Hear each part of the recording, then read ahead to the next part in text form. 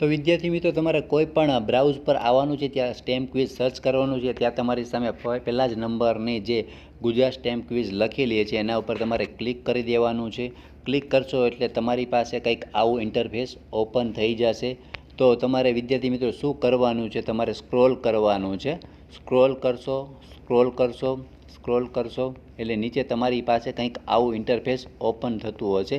તો અહીં તમને જોવા મળશે કે રજિસ્ટ્રેશન, અહીંથી તમારે એના ઉપર ક્લિક કરી દેવાનું રહેશે. એટલે આપણું રજિસ્ટ્રેશન આખું ફોર્મ ખુલી જશે. આવી રીતે થોડો ટાઈમ લે છે વિદ્યાર્થી મિત્રો. તો તમારે સિમ્પલ છે, તમારે જોઈ શકો છો કે તમારી સામે આખું ફોર્મ આખું ઓપન થઈ ગયું છે. અહીં તમને કંઈક થોડુંક માર્ગદર્શન માટે થોડીક માહિતી આપી છે. અહીં જોઈ શકો છો કે તમે ફીડ માર્કઅપ આર મેન્ડેટરી, જે તમે માર્ક છે જે એને તમે મેન્ડેટરી તમે એ ફોર્મમાં ફરજિયાત ભરવું પડશે, તો જ તમારું ફોર્મ આગળ જશે. તો વિદ્યાર્થી મિત્રો, આપણે ભરી દઈએ કે કઈ રીતે ભરશું આપણે.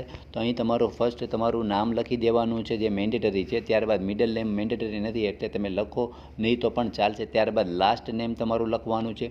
ડેટ ઓફ બર્થ તમે અહીં લખી નાખો. ત્યારબાદ સિલેક્ટ, તમે જોઈ શકો છો, સિલેક્ટ મેલ, ફિમેલ, ટ્રાન્સજેન્ડર કોઈ પણ તમે અહીં સિલેક્ટ કરી શકો છો. ત્યારબાદ અહીં તમને જોવા મળશે કે સિલેક્ટ જેન્ડર, પછી ત્યારબાદ તમારો અહીં મોબાઈલ નંબર નાખવાનો છે. ત્યારબાદ ઈમેલ આઈડી નહીં નાખો તો ચાલશે, ફરજિયાત નથી. ત્યારબાદ ખાસ અહીં તમારો અપલોડ ફોટોગ્રાફ કરવાનો છે. ખાસ મિત્રો, તમારો ફોટોગ્રાફ અપલોડ કરી દેવાનો છે, જે તમારા મોબાઈલમાં હશે એ તમે નાખી શકો છો, અથવા તો પીસીમાં હશે તો પણ એ નાખી શકો. ત્યારબાદ ક્વિઝ નેમ, આપણે સ્ટેમ ક્વિઝ 3 દઈએ છીએ એટલે આપણે સ્ટેમ ક્વિઝ 3 એક ઓપ્શન છે એ જ તમારે સિલેક્ટ કરવાનો છે. ત્યારબાદ અહીં ખાસ એક સ્ટાન્ડર્ડ માટેની એક ખાસ નોટિફિકેશન છે. ક્લાસ એઝ ઓન 1 જુલાઈ 2024 તમે કયા સ્ટાન્ડર્ડમાં હશો એ તમારે ખાસ એ જોઈને નાખી દેવાનું છે. માનો કે તમે અત્યારે 10મી એક્ઝામ આપી છે તો 11મું ધોરણ નાખી દેવાનું. ત્યારબાદ તમારું સ્કૂલ નેમ ખાસ નાખજો.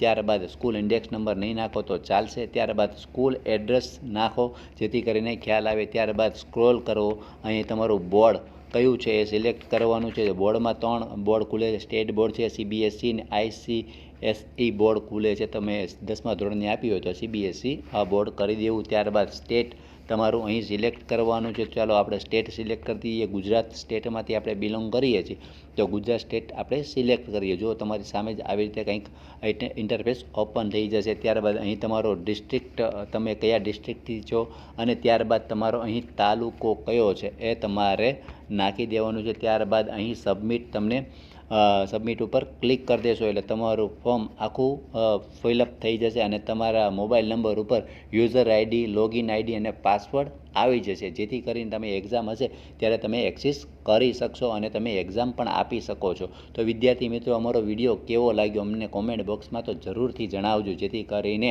અમને આગળ આવા વિડીયો બનાવવાને વધારે પ્રોત્સાહિત મળે અને આપને આવી નવી માહિતી આપવાની અમને ખૂબ જ ઉત્સુકતા રહે. તો આ માટે ખૂબ જ